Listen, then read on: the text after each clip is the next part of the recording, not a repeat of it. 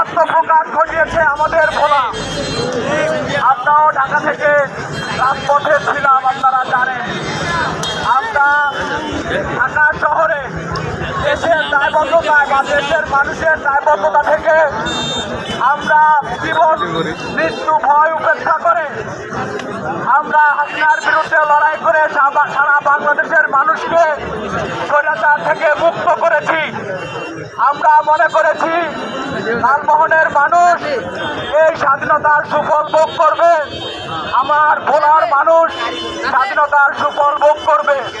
সারা বাংলাদেশের মানুষ 5 আগস্টের পর থেকে এক বিশৃঙ্খলতার মধ্যে দিয়ে গিয়েছে। আমার লালমোহনের যারা প্রবীণ রাজনীতিবিদ, আমি তাদের সাথে কথা বলেছি।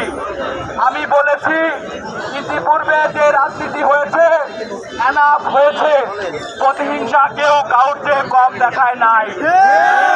আমরা সামনের দিকে প্রতিহিংসা ব্যতি রেখে আমরা সামনে সমৃদ্ধির বাংলাদেশ করতে চাই। মতবিরোধ থাকবে, কিন্তু আমরা কেউ কারো উপরে সহিংসতা চাপিয়ে দিব না। কেউ কাউকে বর্বরিত হামলার মধ্যে দিয়ে নিজেদেরকে পশুরূপে আবির্ভাব ঘটাবো না। কিন্তু আমরা দেখতে পেরেছি যে 5 আগস্টের পর থেকে এমন কোন নির্দিষ্ট কাজ যেটা বাকি নাই, যে লালমোহনের মানুষ সেটা সেই নির্মমতার মধ্যে দিয়ে যায় নাই। এটা আমাদের 24-এর বিপ্লবীরা যে বাংলাদেশের স্বপ্ন দেখি, সেই বাংলাদেশের স্বপ্নের সাথে সম্পূর্ণ সাংঘর্ষিক।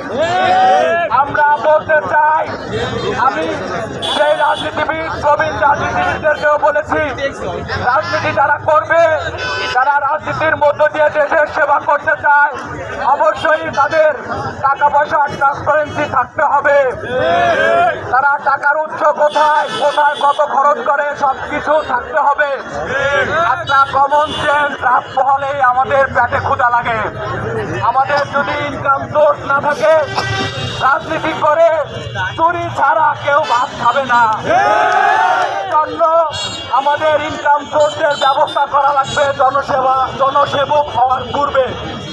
আমরা চাই লালমোহনে যারা রাজনীতি করবে তারা আগে নিজেদের স্বনির্ভর করে গড়ে তুলবে, নিজেদেরকে নৈতিকভাবে স্বচ্ছ প্রমাণ করবে, তারপরে জনগণের সেবক হিসেবে দেশের মানুষের সামনে কথা বলবে।